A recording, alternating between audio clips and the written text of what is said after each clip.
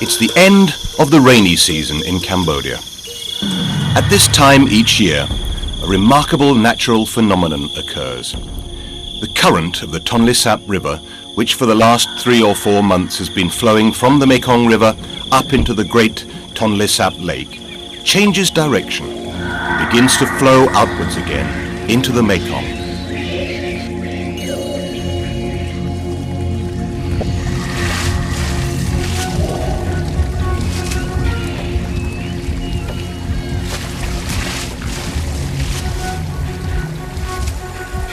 The change in the direction of the water signals the start of the fish migration and big catches for everyone involved in fishing.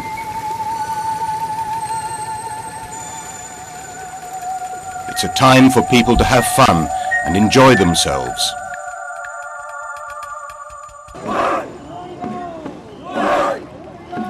They close their shops, leave their fields and come into towns and cities for the water festival. This is one of the year's biggest events, held in November.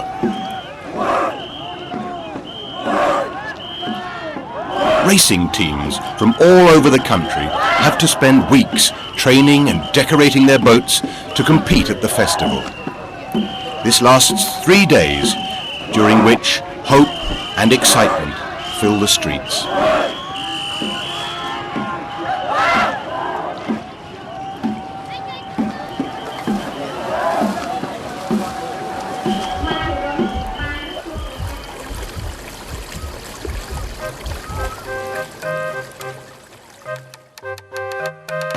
Ordinary people's lives are so linked to the well-being of the Tonle Sap Lake and River that anything affecting it can have a major impact.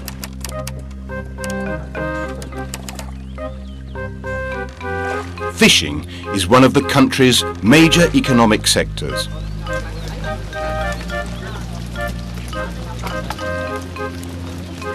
More than 1 million people depend on fishing for their livelihood.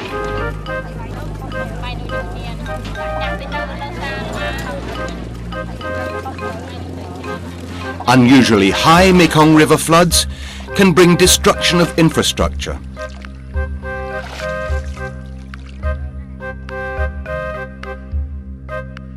But they bring good fish harvest and prosperity. And a steady fish production ensures survival for the poor and better health in general, since fish is the only inexpensive and ready source of animal protein for most of the population.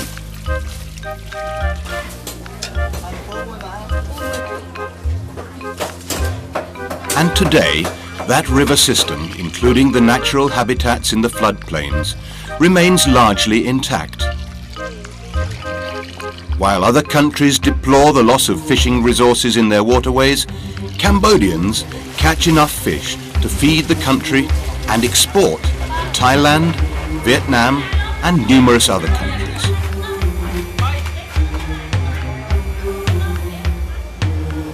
The source of the Mekong is high on the Tibetan plateau. From here, the river makes a journey of about 4,500 kilometers to the South China Sea. Along its course, it builds up a biological wealth that puts it in 3rd place in the world after the Amazon and Congo rivers. At least 1,200 different fish species alone have been identified in the Mekong River catchment area. A huge number, and at least 500 of them are found in Cambodia.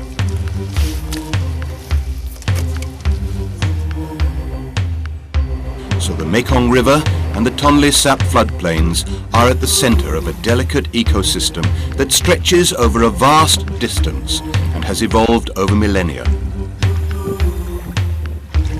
Anything that affects its course or its flow may endanger plants and animals that have adapted to its environment. At the beginning of the rainy season, around May or June, the water level of the Mekong River rises faster than the level of the Tonle Sap River, and the water from the Mekong starts flowing into the Tonle Sap River and into the Tonle Sap Lake at its end. This expands the lake to about 3 to 5 times its dry season size. It goes from nearly 3,000 square kilometres to cover floodplains stretching from 10,000 to 15,000 square kilometres, depending on the strength of the monsoon. The lake's depth, which is about 1 metre by the end of the dry season, increases to 6 to 9 metres.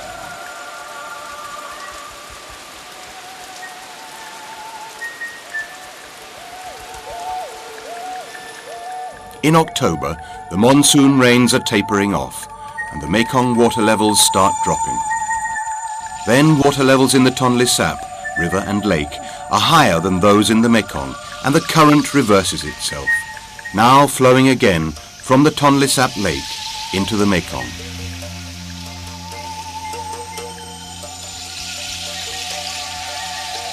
The flood of water that covers the plains gives fish access to areas rich in food and nutrients that are essential to the growth of larvae, fry and young fish.